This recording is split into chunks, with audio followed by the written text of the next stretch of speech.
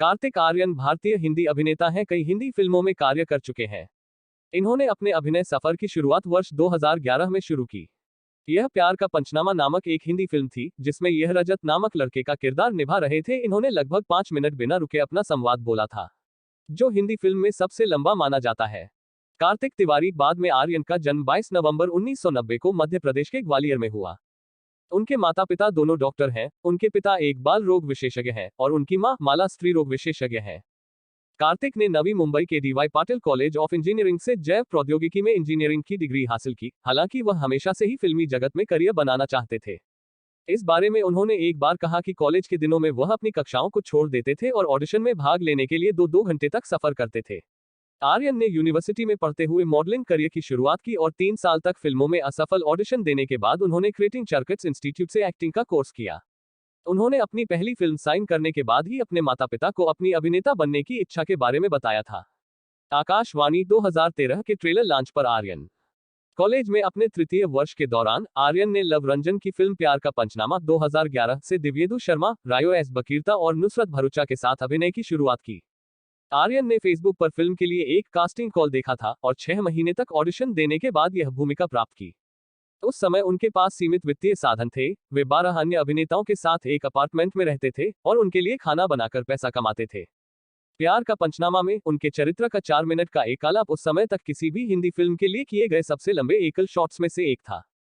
इस संवाद की रीडिफ कॉम के शेख हयाज और आउटलुक की नम्रता जोशी समेत कई समीक्षकों ने सराहना की। हालांकि जोशी ने प्रत्येक महिला पात्र को पत्थर दिल के रूप में चित्रित करने के लिए फिल्म की आलोचना भी की।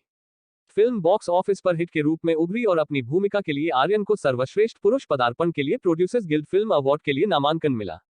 प्यार का पंचनामा की रिलीज के बाद आर्यन ने अपनी मां की जिद पर इंजीनियरिंग की डिग्री पूरी की। उनकी अगली फिल्म रिलीज 2 साल बाद आई, जब उन्होंने एक बार फिर रंजन और भरूचा के साथ रोमांस आकाशवाणी 2013 में काम किया। फिल्म दोनों शीर्षक प्रेमियों के बारे में है, जो वाणी के एक अपमानजनक पति से शादी करने के कारण अलग हो जाते हैं।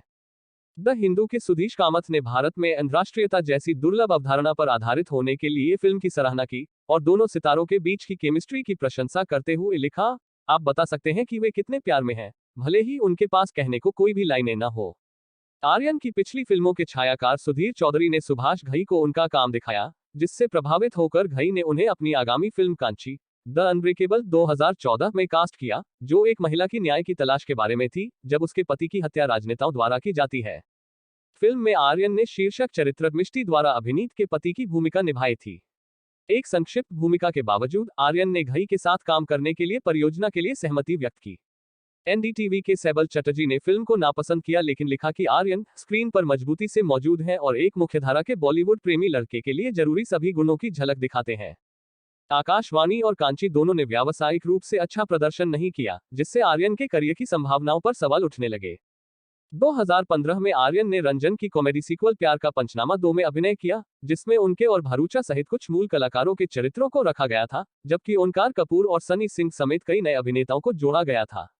इसमें उन्होंने 7 मिनट का एक एकल शॉट एकालाप किया। द गार्डियन के माइक मैककहिल ने फिल्म की महिला भूमिकाओं के खराब संचालन की आलोचना की, लेकिन आर्यन और भरूचा के किरदारों के बीच हंसी मजाक को फिल्म का मुख्य आकर्षण माना।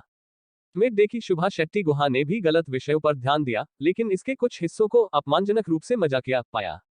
फिल्म में सेक्सिज्म के बारे में पूछे जाने पर आर्यन ने कहा कि लैंगिक समानता के प्रस्तावक के रूप में उनके चरित्र ने उनकी व्यक्तिगत मान्यताओं को प्रतिबिंबित नहीं किया है।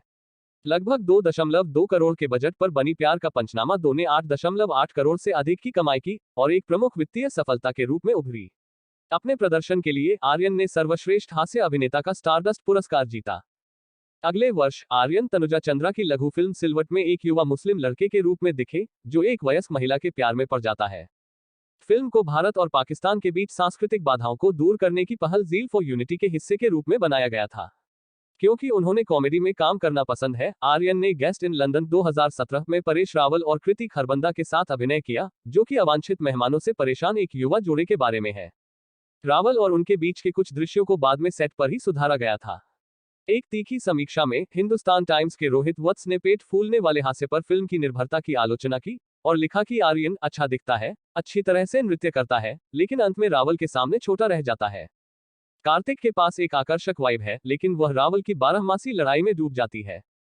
यह व्यावसायिक रूप से अच्छा प्रदर्शन नहीं कर पाए। 2018 में आर्यन को तब व्यापक सफलता मिली जब उन्होंने सोनू के टीटू की स्वीटी फिल्म के लिए चौथी बार रंजन और भरूचा के साथ सहयोग किया। यह सोनू आर्यन की कहानी बताती है, जो अपने सबसे अच्छे मित्र सनी सिंह को उसकी मंगेतर भरूचा से अलग करने की साजिश करता है, क्योंकि सोनू को उसके चरित्र पर संदेह है। प्यार का पंचनामा फिल्मों की तरह समीक्षकों ने फिल्म में निहित स्त्री द्वेष मिसोजिनी की आलोचना की। फर्स्ट पोस्ट के अन्ना एम वेटिकेड ने फिल्म के समलैंगिक उपक्रमों पर ध्यान दिया, लेकिन इसे एक शराबी महिला घृणा उत्सव के रूप में पेश किया और पाया कि आर्यन इसमें थकाऊ और नीरस थे। राजीव मसंद ने भी महिलाओं के प्रति फिल्म की आपत्तिजनक रूढ़िवादिता को नापसंद किया, लेकिन इसे निर्विवाद रूप से मजाकिया पाया और अपने चरित्र को अपने दुर्व्यवहार के बावजूद भरोसेमंद, पसंद करने योग्य चरित्र बनाने के लिए आर्यन को श्रेय दिया। एक बार फिर आलोचनाओं को संबोधित करते हुए आर्यन ने कहा कि महिलाओं को नकारात्मक चरित्र के रूप में चित्रित करना बिल्कुल उतना ही स्त्री द्वेष जैसा है, जितना खलनायक भूमिकाओं में पुरुषों को डालना पुरुष द्वेष के जैसा। लगभग 15 करोड़ की कमाई के साथ यह फिल्म आर्यन की सबसे बड़ी सफलता के रूप में उभरी। कार्तिक आर्यन की फिल्म भूल भुलैया 2 उनके करियर में सबसे ज्यादा कमाई करने वाली फिल्म बन गई है। इस फिल्म ने बॉक्स ऑफिस पर 150 करोड़ रुपए के आंकड़े को पार कर लिया है। कार्तिक पहले एक फिल्म के लिए 15 से 20 करोड़ रुपए चार्ज करते थे, लेकिन भूल भुलैया 2 को मिल रहे शानदार रिस्पॉन्स के बाद एक्टर ने अपनी फीस बढ़ाकर 35-40 करोड़ रुपए कर दी है।